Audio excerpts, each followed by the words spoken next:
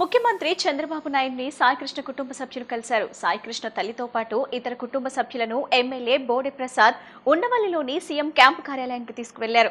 అనంతరం చంద్రబాబును సాయికృష్ణ కుటుంబ సభ్యులు కలిశారు. తమకు న్యాయం చేయాలంటూ సాయికృష్ణ తల్లి కోరారు. ప్రభుత్వం అన్ని విధాలా అండగా ఉంటుందని సీఎం భరోసా ఇచ్చారు. సాయికృష్ణ అదృశ్యంపై ఉన్నత స్థాయి దర్యాప్తు చేస్తున్నామని చెప్పారు. ఇప్పటికే సీఐని సస్పెండ్ చేసి దర్యాప్తును వేగవంతం చేశామని వెల్లడించారు. తప్పు చేసిన వారు ఎంతటి వారినైనా ఉపేక్షించబోమని సాయికృష్ణ తల్లికి ముఖ్యమంత్రి చంద్రబాబు చెప్పారు. ముఖ్యమంత్రి చంద్రబాబు నాయుడిని సాయికృష్ణ కుటుంబ సభ్యులు కలిశారు. సాయికృష్ణ తల్లితో పాటు ఇతర కుటుంబ సభ్యులను ఎమ్మెల్యే బోడే ప్రసాద్ ఉండవల్లిలోని సీఎం క్యాంపు కార్యాలయానికి తీసుకువెళ్లారు. అనంతరం చంద్రబాబును సాయికృష్ణ కుటుంబ సభ్యులు కలిశారు. తమకు న్యాయం చేయాలంటూ సాయికృష్ణ తల్లి కోరారు. ప్రభుత్వం అన్ని విధాలా అండగా ఉంటుందని సీఎం భరోసా ఇచ్చారు. సాయికృష్ణ అదృశ్యంపై ఉన్నత స్థాయి దర్యాప్తు చేస్తున్నామని చెప్పారు. ఇప్పటికే సీఐని సస్పెండ్ చేసి దర్యాప్తును వేగవంతం చేశామని వెల్లడించారు. తప్పు చేసిన వారు ఎంతటి వారినైనా ఉపేక్షించబోమని సాయికృష్ణ తల్లికి ముఖ్యమంత్రి చంద్రబాబు చెప్పారు. గుంటూరు జిల్లా తాడేపల్లి మండలం బ్రహ్మానందపురం అటవీశాఖ ప్రాంతంలో అరణ్యరామం అనే పేరిట నిర్మించనున్న భవనానికి ఉప ముఖ్యమంత్రి పవన్ కళ్యాణ్ శంకుస్థాపన చేశారు. సుమారు 27 కోట్లతో నిర్మించనున్న ఈ భవనంలో మానవ వన్యప్రాణి సంఘర్షణ నివారణ కేంద్రం, forest fire command control centre, state tiger monitoring centre ఏర్పాటు చేయనున్నారు. వీటి కోసం 2 హెక్టార్లో భవనం నిర్మించనున్నారు. భూమి పూజ అనంతరం పవన్ కళ్యాణ్ అటవీ ప్రాంతంలో మొక్కను నాటారు. మంత్రులు నాదెండ్ల మనోహర్, కందుల దుర్గేష్, అటవీశాఖ స్పెషల్ సెక్రటరీ కాంతిలాల్, దండి అటవీ దళపతి చలపతిరావు పాల్గొన్నారు. గుంటూరు జిల్లా తాడేపల్లి మండలం బ్రహ్మానందపురం అటవీశాఖ ప్రాంతంలో అరణ్యరామం అనే పేరిట నిర్మించనున్న భవనానికి ఉప ముఖ్యమంత్రి పవన్ కళ్యాణ్ శంకుస్థాపన చేశారు. సుమారు 27 కోట్లతో నిర్మించనున్న ఈ భవనంలో మానవ వన్యప్రాణి సంఘర్షణ నివారణ కేంద్రం, forest fire command control centre, state tiger monitoring centre ఏర్పాటు చేయనున్నారు. వీటి కోసం 2 హెక్టార్లో భవనం నిర్మించనున్నారు. భూమి పూజ అనంతరం పవన్ కళ్యాణ్ అటవీ ప్రాంతంలో మొక్కను నాటారు. మంత్రులు నాదెండ్ల మనోహర్, కందుల దుర్గేష్, అటవీశాఖ స్పెషల్ సెక్రటరీ కాంతిలాల్, దండి అటవీ దళపతి చలపతిరావు పాల్గొన్నారు. అమరావతిలోని సచివాలయం 5వ బ్లాక్లో ముఖ్యమంత్రి చంద్రబాబు నాయుడు అధ్యక్షతన 235వ రాష్ట్ర స్థాయి బ్యాంకర్ల కమిటీ సమావేశం జరిగింది. 2026-27 వార్షిక రుణ ప్రణాళికపై బ్యాంకర్లతో చర్చించిన సీఎం వ్యవసాయం, ఎంఎస్ఎంఈలు, స్వయం సహాయక సంఘాలు, కౌలు రైతులకు రుణాల పంపిణీపై సమీక్ష నిర్వహించారు. రాష్ట్రంలో ఆర్థిక కార్యకలాపాలు మరింత వేగవంతం కావడానికి బ్యాంకులు పూర్తి సహకారం అందించాలని సూచించారు. సమావేశంలో CS Sai Prasad, union bank of India MD, CEO Ashish Pandey, కేంద్ర ఆర్థిక మంత్రిత్వ శాఖ, ఆర్బీఐ, నాబార్డ్ ప్రతినిధులు పాల్గొన్నారు. అమరావతిలోని సచివాలయం 5వ బ్లాక్లో ముఖ్యమంత్రి చంద్రబాబు నాయుడు అధ్యక్షతన 235వ రాష్ట్ర స్థాయి బ్యాంకర్ల కమిటీ సమావేశం జరిగింది. 2026-27 వార్షిక రుణ ప్రణాళికపై బ్యాంకర్లతో చర్చించిన సీఎం వ్యవసాయం, ఎంఎస్ఎంఈలు, స్వయం సహాయక సంఘాలు, కౌలు రైతులకు రుణాల పంపిణీపై సమీక్ష నిర్వహించారు. రాష్ట్రంలో ఆర్థిక కార్యకలాపాలు మరింత వేగవంతం కావడానికి బ్యాంకులు పూర్తి సహకారం అందించాలని సూచించారు. సమావేశంలో CS Sai Prasad, union bank of India MD, CEO Ashish Pandey, కేంద్ర ఆర్థిక మంత్రిత్వ శాఖ, ఆర్బీఐ, నాబార్డ్ ప్రతినిధులు పాల్గొన్నారు. ప్రధాన చోదశక్తిగా మార్చే లక్ష్యంతో కూటమి ప్రభుత్వం గత 2 ఏళ్లలో విప్లవాత్మక నిర్ణయాలు తీసుకుందని రాష్ట్ర పర్యాటక, సాంస్కృతిక, సినిమాటోగ్రఫీ శాఖ మంత్రి కందుల దుర్గేష్ పేర్కొన్నారు. పర్యాటక రంగానికి పారిశ్రామిక హోదా కల్పించడం నుంచి భారీ పెట్టుబడుల ఆకర్షణ వరకు జాతీయ స్థాయి అవార్డుల నుంచి ప్రపంచ స్థాయి పర్యాటక గమ్యస్థానంగా రాష్ట్రాన్ని తీర్చిదిద్దే దిశగా ప్రభుత్వం వేగంగా అడుగులు వేస్తుందన్నారు. 2 ఏళ్ల పాలనలో శాఖల వారీగా సాధించిన ప్రగతిని వివరించిన మంత్రి దుర్గేష్ రాష్ట్రంలో పర్యాటక రంగం కొత్త శకానికి శ్రీకారం చుట్టిందన్నారు. 2019-24 మధ్య పర్యాటక రంగం వెనుకబడిపోయినప్పటికీ కూటమి ప్రభుత్వం అధికారంలోకి వచ్చిన తరువాత పరిస్థితి పూర్తిగా మారిపోయిందని చెప్పారు. గత 2 ఏళ్లలో దేశీయ పర్యాటకుల రాక 17% పెరిగి 37 కోట్ల ఫుట్ఫాల్ నమోదైందని, విదేశీ పర్యాటకుల సంఖ్య 2.62 లక్షలకు చేరిందని వెల్లడించారు. ఫలితంగా దేశంలో 16వ స్థానంలో ఉన్న ఆంధ్రప్రదేశ్ పర్యాటక రంగం 13వ స్థానానికి చేరుకుందని తెలిపారు. రాష్ట్రంలో పెట్టుబడుల ప్రవాహం పెంచేందుకు పర్యాటక రంగానికి పారిశ్రామిక హోదా కల్పించి 2024-29 టూరిజం పాలసీ అమలు చేస్తున్నామని మంత్రి చెప్పారు. దీని ఫలితంగా 117 ప్రముఖ సంస్థలతో ఒప్పందాలు కుదిరాయని, 20,000 కోట్లకు పైగా పెట్టుబడులు ఆకర్షించగలిగామని మంత్రి దుర్గేష్ వెల్లడించారు. సదుపాయాలు మాత్రం హైదరాబాద్ లోనే చేసుకుంటున్నారు వాళ్ళు. అలా కాకుండా ఇక్కడ కూడా షూటింగ్లతో పాటు మన ఆదాయం వేరే చోటకి వెళ్ళిపోకుండా షూటింగ్లతో పాటు మౌలిక సదుపాయాలైనటువంటి డబ్బింగ్ థియేటర్లు, రీ రికార్డింగ్ థియేటర్లు, స్టూడియోలు నిర్మాణానికి ఇప్పటికే నిర్మాతలను ఆహ్వానించాం. వారితో కమిటీ కూడా వేశాం, ఎఫ్డిసి కూడా ఫామ్ చేసుకున్నాం కనుక త్వరలోనే ఎఫ్డిసితో కలిసి మేమందరం ఆ స్టూడియోల నిర్మాణానికి కానీ డబ్బింగ్ థియేటర్ల నిర్మాణానికి కానీ ముందుకు వచ్చేటువంటి నిర్మాతలకి మనం ల్యాండ్స్ పార్సిల్ ఇచ్చి వాళ్ళని ప్రోత్సహించి సింగిల్ విండో సిస్టమ్ ద్వారా ఇక్కడ తెలుగు సినిమా పరిశ్రమ అభివృద్ధి చెందడానికి కూడా కృషి చేస్తాం అనేటువంటి మాటని ఈ సందర్భంగా తెలియజేస్తున్నాను. ఇలాగా మొత్తంగా చూసుకుంటే ఆంధ్రప్రదేశ్ రాష్ట్రంలో పర్యాటక, సాంస్కృతిక మరియు సినిమాటోగ్రఫీకి చెందినటువంటి ఈ శాఖలు అద్భుతంగా ఈ 2 సంవత్సరాలు పనిచేయడం జరిగింది. దీంట్లో మాకు అధికారులందరూ కూడా సంపూర్ణంగా వీటి మీద బాగా విజ్ఞానం ఉన్నటువంటి అధికారులు కనుక వారు దాన్ని కష్టపడి పనిచేయటం, గ్రామీణ స్థాయిలో కూడా పర్యాటక రంగాన్ని తీసుకెళ్ళటం. గతంలో 5 సంవత్సరాల కాలంలో అప్పుడప్పుడు కబడ్డీ పోటీలో లేకపోతే డ్యాన్స్ లో తప్పితే మరేం కనపడి కాదు. ఇవాళ మీరు చూస్తే ఇవాళ సంస్కృతికి సంబంధించిన ఆంధ్రప్రదేశ్ కు సంబంధించినటువంటి కళా సాంస్కృతిక వైభవం ఏదైతే ఉందో దాన్ని ముందుకు తీసుకెళ్లే విధంగానే మా శాఖలు పనిచేస్తున్నాయి అనేటువంటి మాటను కూడా మీ అందరికీ మనవి చేస్తున్నాను. అందుకే ఈ 2 ఏళ్ల కాలంలో ఏనాడు వాళ్ళు సాధించలేనటువంటి అవార్డుల్ని మనం సాధించగలిగాం. అంతేకాదు చాలా చోట్ల నుంచి మాకు ఆహ్వానాలు వస్తున్నాయి, వచ్చి ఆంధ్రప్రదేశ్ యొక్క గొప్పతనాన్ని తెలియజేయండి అనేటువంటి మాట వారందరూ మాకు చెప్తూ ఉన్నారు. అనేక వేదికల మీద మాట్లాడే అవకాశాలు వస్తున్నాయి. దీని ద్వారా ఒక బ్రాండ్ ఇమేజ్ ఆంధ్రప్రదేశ్కి రావడానికి కృషి చేస్తా ఉన్నాం. ముఖ్యమంత్రి గారు పదే పదే చెప్పే మాట, అన్ని ఇజాలు చూసేసాం మనం, ఇక మిగిలింది ఒకే ఒక ఇజం, అది టూరిజం అనేటువంటి మాట ఇవాళ వారు చెప్తా ఉన్నారు. అందుకే ఇవాళ కొత్త వాళ్ళు ఎవరైనా వచ్చి ఎక్కడైనా ఒక హోటల్ కడతా ఉన్నా, లేకపోతే ఒక అమ్యూజ్మెంట్ పార్క్ కడతా ఉన్నా, లేకపోతే వెల్నెస్ సెంటర్ కడతా ఉన్నా, లేకపోతే ఇతరత్ర టూరిజం సంబంధించినటువంటి యాక్టివిటీస్ చేపడతా ఉంటే అది అక్కడ ల్యాండ్ టూరిజం ల్యాండ్ కాకపోయినా సరే వేరే డిపార్ట్మెంట్ చెందిన ల్యాండ్ అయినప్పటికీ కూడా వెంటనే టాప్ ప్రయారిటీ టూరిజంకి ఇచ్చి ఆ డిపార్ట్మెంట్ నుంచి ఆ ల్యాండ్ని మేము దఖలుపరుచుకుని దాన్ని ప్రైవేట్ వ్యక్తులకి ఇవ్వడానికి, తద్వారా అక్కడ పీపీపీ మోడల్లో పబ్లిక్ ప్రైవేట్ పార్ట్నర్షిప్ మోడల్లో అక్కడ డెవలప్ చేయడానికి కూడా ఒక ప్రత్యేకమైనటువంటి కార్యాచరణని ఏర్పాటు చేసుకున్నాం అనేటువంటి మాటని ఈ సందర్భంగా తెలియజేస్తూ, ఇంత ప్రగతి 2 సంవత్సరాల్లో సాధించగలిగాం.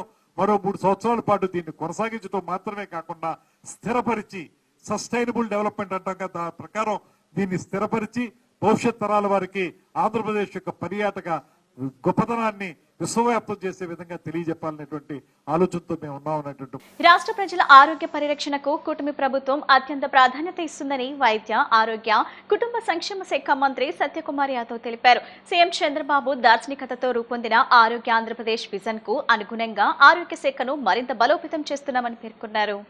హనుమాన్పేటలో ఏర్పాటు చేసిన నూతన డ్రగ్స్ కంట్రోల్ భవన్ ను ప్రారంభించిన అనంతరం మంత్రి సత్యకుమార్ యాదవ్ మాట్లాడుతూ, ప్రజా ఆరోగ్య పరిరక్షణకు రాష్ట్రంలోని కూటమి ప్రభుత్వం అత్యంత ప్రాధాన్యత ఇస్తుందన్నారు. గత 2 ఏళ్లలో ప్రభుత్వ వైద్య సేవలను మరింత మెరుగుపరుస్తూ ప్రజలకు నాణ్యమైన వైద్యం అందించేందుకు పలు సంస్కరణలు చేపట్టామని తెలిపారు. చంద్రబాబు నాయుడు దార్శనికతతో రూపొందిన ఆరోగ్య ఆంధ్రప్రదేశ్ విజన్ కు అనుగుణంగా ఆరోగ్య శాఖ పనిచేస్తుందని, అందులో భాగంగానే ఔషధాల నాణ్యత నియంత్రణకు అత్యంత కీలకమైన డ్రగ్స్ కంట్రోల్ విభాగానికి ఆధునిక సదుపాయాలతో కూడిన భవనాన్ని అందుబాటులోకి తీసుకొచ్చామని చెప్పారు. ఇది అత్యంత కీలకమైన విభాగమని, ప్రజలకు నాణ్యమైన మందులు అందుబాటులో ఉండాలంటే ఇటువంటి మౌలిక సదుపాయాలు అవసరమని మంత్రి పేర్కొన్నారు. హానికరమైన నాసిరకం ఔషధాలను అరికట్టడంలో ఈ భవనం కీలక పాత్ర పోషిస్తుందని, రాష్ట్ర వ్యాప్తంగా నాణ్యమైన మందుల సరఫరాను పర్యవేక్షించేందుకు ఇది ఎంతో ఉపయోగపడుతుందని వివరించారు. గతంలో కేవలం 6,000 చదరపు అడుగుల విస్తీర్ణంలో పరిమిత సదుపాయాలతో పనిచేసిన విభాగం ప్రస్తుతం అన్ని శాఖలను ఒకే చోట సమకూరుస్తూ సుమారు 50,000 చదరపు అడుగుల విస్తీర్ణంలో అత్యాధునిక వసతులతో కూడిన విశాలమైన భవనంలో కార్యకలాపాలు నిర్వహించే స్థాయికి చేరుకుందని తెలిపారు. ప్రజారోగ్య వ్యవస్థను గాడిలో పెట్టి మరింత పటిష్టంగా తీర్చిదిద్దేందుకు కూటమి ప్రభుత్వం కట్టుబడి ఉందని మంత్రి సత్యకుమార్ యాదవ్ స్పష్టం చేశారు. రాష్ట్ర సొంత భవనం, అదేవిధంగా స్టేట్ డ్రగ్ ల్యాబొరేటరీని ప్రారంభించుకోవడం జరిగింది. రాష్ట్ర విభజన జరిగిన తర్వాత టెంపరీగా స్టేట్ డ్రగ్ ల్యాబొరేటరీని విజయవాడలో ఏర్పాటు చేసుకున్నారు. అయితే గత సంవత్సరాలుగా సొంత భవనం ఉండాలి, అదేవిధంగా ల్యాబొరేటరీకి సొంత భవనం ఉండాలనే ఒక కళ ఏదైతే అది కలగానే మిగిలిపోయింది. 2018-19లో కేంద్ర ప్రభుత్వం సెంట్రల్లీ స్పాన్సర్ స్కీమ్ కింద స్టేట్ డ్రగ్ ల్యాబొరేటరీని, అదేవిధంగా 2 రీజనల్ ల్యాబొరేటరీలని, అదేవిధంగా స్టేట్ హెడ్ క్వార్టర్స్లో సొంత భవనాన్ని, జిల్లాల్లో 23 జేడీ ఏడీ జిల్లా ఆఫీసులను కూడా నిర్మాణం చేయడం కోసం నిధులు మంజూరు చేసింది. అయితే గత ఎన్డీఏ ప్రభుత్వంలో చివరి సంవత్సరంలో వీటి కోసం నిర్మాణం కోసం ప్రధానంగా ల్యాబొరేటరీ నిర్మాణం కోసం 4.5 కోట్లు ఖర్చు పెడితే తర్వాత ప్రభుత్వం మారడం 2019 నుంచి 24 దాకా దీని మీద పూర్తిగా నిర్లక్ష్యం వహిస్తూ కేవలం 4,37,00,000 మాత్రమే మొత్తంగా 55 కోట్లు ఖర్చు పెట్టాల్సి ఉంటే కేంద్ర ప్రభుత్వం నిధులు ఇస్తుంటే 5 సంవత్సరాల్లో 4,37,00,000 మాత్రమే ఖర్చు పెట్టి భవనాలను ఎక్కడికక్కడ మొండుగోడలుగా నిలిచిపోయేలాగా పునాదుల స్థాయిలో నిలిచిపోయేలాగా గత ప్రభుత్వం నిర్లక్ష్యం వహించింది. DCA చాలా ప్రధానమైన విభాగం. ఎందుకంటే నాణ్యమైన మందుల లభ్యత మార్కెట్లో ఉండాలన్నా లేదా ఈ స్పూరియస్ డ్రగ్స్ హానికరమైన డ్రగ్స్ నివారించాలన్నా లేదా నాణ్యమైన మందుల సరఫరా జరగాలన్నా లేదా ప్రిస్క్రిప్షన్కి ద్వారానే జరగాలన్నా DCAనే ఎన్ఫోర్స్మెంట్ చేస్తూ ఉంటుంది. అటువంటి వాటికి సొంత ల్యాబొరేటరీ లేకపోవడం వల్ల ఇబ్బందులు ఎదురయ్యేవి. ఆ ల్యాబొరేటరీలు గతంలో కేవలం 6,000 మాత్రమే టెస్టులు చేయడానికి 4,000 టెస్టులు చేయడానికి అవకాశం ఉంది. ఇవాళ పూర్తి ల్యాబొరేటరీ వచ్చిన కారణంగా 13,000 టెస్టులు చేయగలుగుతున్నాం. వైఎస్ఆర్ కాంగ్రెస్ పార్టీ నేతలు మానవత్వాన్ని మరిచి రాజకీయాలు చేస్తున్నారని రాష్ట్ర పర్యాటక సాంస్కృతిక సినిమాటోగ్రఫీ శాఖ మంత్రి కందుల దుర్గేష్ మండిపడ్డారు. అనారోగ్యంతో ఉన్న చిన్నారి కోరిక మేరకు ఉప ముఖ్యమంత్రి పవన్ కళ్యాణ్ వెళ్లి పరామర్శించి ధైర్యం చెప్పడానికి కూడా రాజకీయాలకు వాడుకోవటం అమానవీయమని విమర్శించారు. మానవతా చర్యలపై విమర్శలు చేయటం రాజకీయ సంస్కారానికి విరుద్ధమని పేర్ని నాని, గుడివాడ అమర్నాథ్ చేసిన వ్యాఖ్యలను తీవ్రంగా ఖండిస్తున్నట్లు మంత్రి కందుల దుర్గేష్ తెలిపారు. ఆయన మాట్లాడినటువంటి మాట ఇవాళ మానవత్వం ఉన్న ఎవరినైనా సరే ఇబ్బంది పెడుతుంది. దీన్ని బట్టి నాకు అర్థమయ్యేది ఏంటంటే, నాకు ముందు నుంచి తెలుసు వైఎస్ఆర్ కాంగ్రెస్ పార్టీకి మానవత్వం లేదని, కక్ష సాధింపే వాళ్ళ ధోరణిని కూడా మాకు తెలుసు. కానీ మరీ ఇలాగా ఒక చిన్నారి అనారోగ్యంతో ఉంటే అతని కోరిక మేరకు పవన్ కళ్యాణ్ గారు అక్కడికి వెళ్ళి పరామర్శిస్తే దాన్ని కూడా విపరీతార్థం తీయగలిగేటువంటి సంస్కారహీనత్వం, దాన్ని సంస్కారం అనకూడదు, సంస్కారహీనత్వం ఉన్నటువంటి వ్యక్తిగా పేర్ని నాని మాట్లాడినటువంటి విషయాన్ని నేను చాలా వ్యతిరేకిస్తున్నాను. ముఖ్యంగా మీరు కావాలని ప్రెస్ మీట్లు పెట్టి ఎన్నో మాటలు మాట్లాడారు, కానీ కనీసం మానవత్వం లేకుండా మాట్లాడి ఈ మాట మాత్రం చాలా ఇబ్బందికరం. రాజకీయంగా మీరు విమర్శించండి, రాజకీయంగా మీకు ఏదైనా ఇబ్బంది ఉంటే లేకపోతే ప్రజల తరపున ఏదైనా మాట్లాడాలనుకుంటే మాట్లాడండి, తప్పులేదు. కానీ ఒక చిన్నారి యొక్క అనారోగ్యంలో అతన్ని సంతోషపరచడానికి, అతనికి కావలసినటువంటి ఆరోగ్యానికి సంబంధించినటువంటి ఖర్చులు కూడా తన సొంత డబ్బుల నుంచి ఇవ్వడానికి వెళ్ళినటువంటి పవన్ కళ్యాణ్ గారి మీద ఆ రకమైనటువంటి వ్యాఖ్యలు చేయటం అంటే అది చాలా దుర్మార్గం. ఇప్పటికైనా నువ్వు మారకపోతే పేర్ని నాని గారు, మీకు ప్రజలందరూ కూడా మిమ్మల్ని చివరికి మీరు మాట్లాడుతుంటే చేదరించుకునే పరిస్థితి వస్తుందనేటువంటి మాట తెలియజేస్తున్నాను. ఇంకొకటి, గుడివాడ అమర్నాథ్ గారు, ఇవాళ మీ అందరూ కూడా బాధపడుతున్నటువంటి అంశం, మహిళలకి సంపూర్ణమైనటువంటి స్వేచ్ఛ హక్కులు ఉన్నాయి. మనందరూ ఎలా అయితే పురుషులు ఎలాగైతే స్వేచ్ఛగా వారి వేషధారణ ఉండాలో, వారి భాష ఉండాలో, వారి యాస ఉండాలో, ఇవన్నీ వాళ్ళకి సంబంధించిన అంశాల్లాగే మహిళలకు కూడా పూర్తి స్థాయిలో స్వేచ్ఛ ఉంది. అయినప్పటికీ కూడా అనిత గారు, హోంమంత్రి గారు చాలా సాంప్రదాయ సిద్ధంగా ఆవిడ వేషధారణ కానీ, అదేవిధంగా కార్యక్రమాల నిర్వహణలో కూడా ఒక అద్భుతమైనటువంటి పనితీరు చూపించి హోంమంత్రిగా అనుక్షణం ఎక్కడైనా ఏ ఇబ్బంది జరిగినా తక్షణమే అక్కడికి వెళ్లి వాలిపోయేటువంటి పరిస్థితుల్లో ఆమె అద్భుతమైనటువంటి పనితీరు చూపిస్తుంటే అమర్నాథ్ గారు ఆ రకంగా మాట్లాడడం. ప్రజా సమస్యల పరిష్కారమే లక్ష్యంగా ప్రజా దర్బార్ కార్యక్రమం నిర్వహించడం జరుగుతుందని ఎమ్మెల్యే బోండమ్మ మహేశ్వరరావు తెలిపారు. ప్రజా దర్బార్ ద్వారా ప్రతి అర్జీకి న్యాయం జరుగుతుందని ఉద్ఘాటించారు. గత ప్రభుత్వ హయాంలో ప్రజలు కార్యాలయాల చుట్టూ తిరిగినా పరిష్కారం దొరకని పరిస్థితులు ఉండేవని, ప్రస్తుతం ప్రజా దర్బార్ ద్వారా ప్రజల వద్దకే పరిపాలన చేరుతుందన్నారు. సింగ్నగర్లోని సెంట్రల్ నియోజకవర్గం ఎమ్మెల్యే కార్యాలయం, ప్రభుత్వ విప్, సెంట్రల్ నియోజకవర్గం శాసనసభ్యులు బోండమ్మ మహేశ్వరరావు ఆధ్వర్యంలో ప్రతిష్టాత్మకంగా నిర్వహిస్తున్న ప్రజా దర్బార్ కార్యక్రమం జరిగింది. ఈ సందర్భంగా సందర్భంగా నియోజకవర్గం నలుమూలల నుండి వచ్చిన ప్రజలు తమ వ్యక్తిగత సామాజిక సంక్షేమ సంబంధిత సమస్యలను ఎమ్మెల్యే బోండా ఉమాకు వినతి పత్రాల రూపంలో అందజేశారు. ప్రతి అర్జీని స్వయంగా పరిశీలించిన ఎమ్మెల్యే బోండా ఉమా సమస్యల స్వరూపాన్ని అడిగి తెలుసుకుని సంబంధిత అధికారులతో వెంటనే మాట్లాడి పరిష్కారానికి చర్యలు చేపట్టాలని ఆదేశించారు. ఈ సందర్భంగా బోండా ఉమా మాట్లాడుతూ ముఖ్యమంత్రి నారా చంద్రబాబు నాయుడు నాయకత్వంలో ప్రజల సమస్యల పరిష్కారానికి కూటమి ప్రభుత్వం అత్యంత ప్రాధాన్యత ఇస్తుందన్నారు. గత ప్రభుత్వ హయాంలో ప్రజలు కార్యాలయాల చుట్టూ తిరిగినా పరిష్కారం దొరకని పరిస్థితులు ఉండేవని ప్రస్తుతం ప్రజా దర్బార్ ద్వారా ప్రజల వద్దకే పరిపాలన చేరుతుందన్నారు.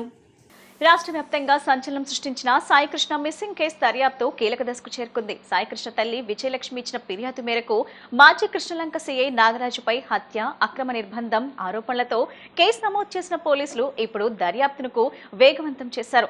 కేసు విచారణ అధికారిగా నియమితులైన దిశ పోలీస్ స్టేషన్ ఏసీపీ దైవప్రసాద్ నేతృత్వంలోని ప్రత్యేక బృందం సాయికృష్ణ నివాసానికి చేరుకుని బాధిత కుటుంబ సభ్యుల నుంచి వివరాలు సేకరించింది. నగర పోలీస్ కమిషనర్ రాజశేఖర్ బాబు స్వయంగా విజయలక్ష్మి ఫిర్యాదును స్వీకరించి కేసు నమోదు చేయాలని ఆదేశించిన నేపథ్యంలో దర్యాప్తు ప్రక్రియ వేగం పుంజుకుంది. ఈ కేసు విచారణ బాధ్యతలను ఏసీపీ దైవప్రసాద్ కు అప్పగించగా ఆయనతో పాటు 2 సీఐలు 2 ఎస్ఐలు ఉన్న ప్రత్యేక బృందం సాయికృష్ణ ఇంటికి చేరుకుంది. ప్రతి ఒక్కరి జీవితాల్లో సుసంపన్నమైన ఆరోగ్యం, ఆనందాన్ని పెంపొందించడమే లక్ష్యంగా ముఖ్యమంత్రి దార్శనికతకు అనుగుణంగా రాష్ట్ర వ్యాప్తంగా పెద్ద ఎత్తున యోగా ప్రత్యేక కార్యక్రమాలు జరుగుతున్నాయని కలెక్టర్ డాక్టర్ జి లక్ష్మీషా అన్నారు. వికసిత్ భారత్ స్వర్ణాంధ్ర దిశగా లక్ష్యాల సాధనకు ఇవి గొప్ప ముందడుగు, పునాది అని చెప్పారు. యోగాంధ్ర 2026లో భాగంగా విజయవాడ అర్బన్ పరిధిలోని బీఆర్టీఎస్ రోడ్లో శుక్రవారం జిల్లా అధికార యంత్రాంగం, విజయవాడ నగరపాలక సంస్థ ఆధ్వర్యంలో ప్రభుత్వ ఉద్యోగుల థీమ్ యోగా జరిగింది. ఈ కార్యక్రమంలో కలెక్టర్ లక్ష్మీషా, ఏపీ ఎన్జీజీఓ రాష్ట్ర అధ్యక్షులు ఏ విద్యాసాగర్ వివిధ శాఖల ఉద్యోగులతో కలిసి యోగాసనాలను అభ్యసించారు. 45 నిమిషాల సరళ యోగా ప్రోటోకాల్ ప్రకారం ఆసనాలు వేశారు. అనంతరం కలెక్టర్ లక్ష్మీషా మాట్లాడుతూ అన్ని వర్గాల జీవితాల్లోనూ యోగాను భాగం చేసేందుకు నిత్య యోగా కార్యక్రమాలు నిర్వహిస్తున్నామని, జిల్లా వ్యాప్తంగా ఊరువాడ ప్రత్యేక యోగా శిబిరాలు నిర్వహిస్తున్నట్లు వివరించారు. ఇందులో భాగంగా వివిధ శాఖల ఉద్యోగులతో కలిసి యోగాసనాలు అభ్యసించడం చాలా ఆనందంగా ఉందని పేర్కొన్నారు. ఏపీ ఎన్జీఓ రాష్ట్ర అధ్యక్షులు ఏ విద్యాసాగర్ మాట్లాడుతూ యోగా కేవలం శారీరక వ్యాయామం మాత్రమే కాకుండా మానసిక, భావోద్వేగ, ఆధ్యాత్మిక వికాసానికి దోహదపడే సమగ్ర జీవన విధానమని వివరించారు. మన యోగా నేడు దేశవ్యాప్తమవుతుందని, వికసిత్ భారత్ స్వర్ణాంధ్ర లక్ష్యాల సాధనకు ఆరోగ్యవంతమైన పౌర సమాజం కీలకమని, ఆ దిశగా యోగా ఒక గొప్ప సాధనమని పేర్కొన్నారు. యోగాంధ్ర కార్యక్రమం రాష్ట్ర వ్యాప్తంగా ఒక పండగ వాతావరణంలా జరుగుతూ ఉంది. అంతర్జాతీయ యోగా దినోత్సవాన్ని పురస్కరించుకొని జూన్ 21వ తారీఖున రాష్ట్ర స్థాయి కార్యక్రమం కూడా ఎన్టీఆర్ జిల్లాలో జరగబోతూ ఉంది. అలాగే ప్రతిరోజు ఆ యోగాంధ్ర కార్యక్రమాన్ని ప్రజల్లోకి తీసుకురావడానికి ప్రతి ఒక్క సంస్థలని, అలాగే వాక్స్ ఆఫ్ లైఫ్ పీపుల్ని ఇన్వాల్వ్ చేస్తూ ప్రతి ఒక్క ప్లేస్లో ఈ యోగా కార్యక్రమము కామన్ యోగా ప్రోటోకాల్ నిర్వహించడం జరుగుతూ ఉంది. ఈరోజు ఏపీ ఎన్జిఓ అసోసియేషన్స్, అట్లాగే డాక్టర్స్, అలాగే ప్రజలందరినీ మమేకం చేస్తూ ఈరోజు బీఆర్టీఎస్ రోడ్లో ఒక మెగా కార్యక్రమం చేయడం జరుగుతూ ఉంది. దీని ముఖ్య ఉద్దేశం ప్రతి ఒక్కరు చైతన్యం తీసుకురావాలి, ప్రతి ఒక్కరు యోగా ప్రాక్టీస్ చేస్తూ వెల్తీ ఆంధ్రప్రదేశ్కి సహకరించిన ఉద్దేశంతో గౌరవ ముఖ్యమంత్రి వర్యులు తీసుకొచ్చిన ఈ కార్యక్రమాన్ని ఎన్టీఆర్ జిల్లాలో ఒక పండగ వాతావరణంలాగా గత 14 రోజుల నుంచి చేస్తూ ప్రజలు చైతన్యం తీసుకురావడం జరుగుతూ ఉంది. రాష్ట్ర వ్యాప్తంగా అది 1 కోటి మంది జూన్ 21వ తారీఖున యోగా ప్రాక్టీస్ చేస్తూ ఈ యోగాంధ్ర కార్యక్రమాన్ని నిర్వహించబోతుంది. దీనికి ప్రతి ఒక్కరూ సహకరించే ముందుకు కావాలని కోరుతున్నాను. అలాగే ఈరోజు ఈ కార్యక్రమం చేసిన ఏపీ ఎన్జిఓస్ అసోసియేషన్ ప్రెసిడెంట్ గారికి, అలాగే సభ్యులందరికీ కూడా హృదయపూర్వక అభినందనలు తెలియజేసుకుంటూ జూన్ 21ని కూడా ప్రతి ఒక్కరూ ఈ కార్యక్రమం ఇందిరాగాంధీ మున్సిపల్ స్టేడియంలో జరగబోతూ ఉంది. అక్కడికి ఎర్లీ మార్నింగ్ 6కే ఉంటుంది కాబట్టి అందరూ విచ్చేసి ఈ కార్యక్రమాన్ని దిగ్విజయంగా నిర్వహిస్తూ కేవలం రాష్ట్రంలోనే కాకుండా దేశంలోనే ఎన్టీఆర్ జిల్లా యోగాంధ్రలో టాప్లో ఉండేలాగా చూసుకోవాలని అందరికీ కోరుకుంటూ ప్రతి ఒక్కరికి యోగాంధ్ర శుభాకాంక్షలు తెలియజేస్తున్నాను. ప్రపంచవ్యాప్తంగా దాదాపు 160 దేశాల్లో ఇవాళ యోగాని పాటించే పరిస్థితి, అనుసరించే పరిస్థితి, ముందుకు తీసుకువెళ్ళే పరిస్థితి ఉంది. దానిలో భాగంగానే కేంద్ర ప్రభుత్వం, అలాగే అన్ని రాష్ట్ర ప్రభుత్వాలు యోగాంధ్ర కార్యక్రమాన్ని ద్వారా ముందు జనరేషన్కి, మిగిలిన వారందరికీ కూడా యోగాని అందించాలని, యోగాని విశ్వవ్యాప్తం చేయాలని, యోగాని అందరి ఇళ్లలోకి తీసుకువెళ్ళాలనే ఉద్దేశంతో యోగాంధ్ర కాన్సెప్ట్ తీశారు. మరి గత సంవత్సరం చాలా పెద్ద ఎత్తున రాష్ట్రంలో, ముఖ్యంగా ఎన్టీఆర్ జిల్లాలో మరి జిల్లా కలెక్టర్ లక్ష్మీషా గారి ఆధ్వర్యంలో చాలా పెద్ద ఎత్తున ప్రతిరోజు కార్యక్రమాలు నడుస్తున్నాయి. దానిలో కూడా ఉద్యోగులు, ఉపాధ్యాయులు, అందరూ కూడా పార్టిసిపేట్ చేస్తున్నారు. మరి ఇవాళ ఇక్కడ ఉద్యోగులంతా కూడా పెద్ద ఎత్తున వచ్చి యోగా కార్యక్రమంలో పార్టిసిపేట్ చేశారు. రేపు 21వ తారీఖున మరి 1 కోటి మందితో యోగా కార్యక్రమాన్ని రాష్ట్ర వ్యాప్తంగా ఒక సంకల్పంగా రాష్ట్ర ప్రభుత్వం తీసుకుంది. మరి ఆ కార్యక్రమాన్ని కూడా ప్రజలందరితో పాటు ఉద్యోగులు, ఉపాధ్యాయులు, పెన్షనర్స్ అందరూ కూడా ఆ కార్యక్రమాన్ని కూడా పెద్ద ఎత్తున హాజరై జయప్రదం చేయవలసిందిగా కోరుతూ, అలాగే యోగాంధ్ర కార్యక్రమమే కాదు, ఎటువంటి కార్యక్రమం వచ్చినా ఈ కృష్ణా జిల్లాలో, ఈ ఎన్టీఆర్ జిల్లాలో మరి జిల్లా కలెక్టర్ లక్ష్మీ షా గారు చాలా పెద్ద ఎత్తున అందరికీ సహకరించి ఆయన ముందుండి నడిపిస్తున్నందుకు కూడా ఏపీ ఎన్జిఓస్ అసోసియేషన్ పక్షాన, ఈ జిల్లాలోని ఉద్యోగులందరి పక్షాన మరి జిల్లా కలెక్టర్ గారికి కూడా మేము ధన్యవాదాలు తెలియజేస్తున్నాం. ఇంద్రకీలాద్రిపై భక్తులకు మరింత మెరుగైన సౌకర్యాలు కల్పించడమే లక్ష్యంగా శ్రీ దుర్గా మల్లేశ్వర స్వామివార్ల దేవస్థానం ఈవో వికే సీనా నాయక్ విస్తృత తనిఖీలు నిర్వహించారు. దుర్గాఘాట్ నుంచి ప్రధాన ఆలయం వరకు పలు ప్రాంతాలను పరిశీలించిన ఆయన పరిశుభ్రత, భద్రత, డిజిటల్ సేవలు, భక్తుల సౌకర్యాలపై అధికారులకు కీలక ఆదేశాలు జారీ చేశారు. ఇంద్రకీలాద్రిపై భక్తులకు మరింత మెరుగైన సేవలు అందించాలనే ఉద్దేశంతో ఈవో వికే సీనా నాయక్ ఇంజనీరింగ్, అడ్మినిస్ట్రేటివ్, భద్రతా విభాగాల అధికారులతో కలిసి విస్తృత తనిఖీలు చేపట్టారు. ముందుగా దుర్గాఘాట్ వద్ద పరిశుభ్రత ఏర్పాట్లను పరిశీలించిన ఆయన శానిటేషన్ కు అత్యంత ప్రాధాన్యత ఇవ్వాలని ఆదేశించారు. మహిళా భక్తుల కోసం ప్రత్యేక డ్రెస్ చేంజింగ్ రూమ్లు ఏర్పాటు చేయాలని సూచించారు. అలాగే మనమిత్ర వాట్సాప్ టికెట్ బుకింగ్ సేవలను పరిశీలించి భక్తులకు ఇవి మరింత ఉపయోగకరంగా మారేలా చర్యలు తీసుకోవాలని పేర్కొన్నారు. అనంతరం కేశఖండన శాలను సందర్శించిన ఈవో మంగళి సిబ్బంది హాజరు పట్టిక, ఫిర్యాదుల రిజిస్ట్రేషన్ను తనిఖీ చేశారు. అక్కడి బాత్రూంల పరిశుభ్రతను పరిశీలించారు. స్టేట్ బ్యాంక్ ఆఫ్ ఇండియా విరాళంగా అందించిన సిమెంట్ కుర్చీలపై కూర్చున్న భక్తులతో మాట్లాడి కొత్తగా నిర్మించిన షెడ్లు, సిట్టింగ్ ఏర్పాట్లపై వారి అభిప్రాయాలను తెలుసుకున్నారు.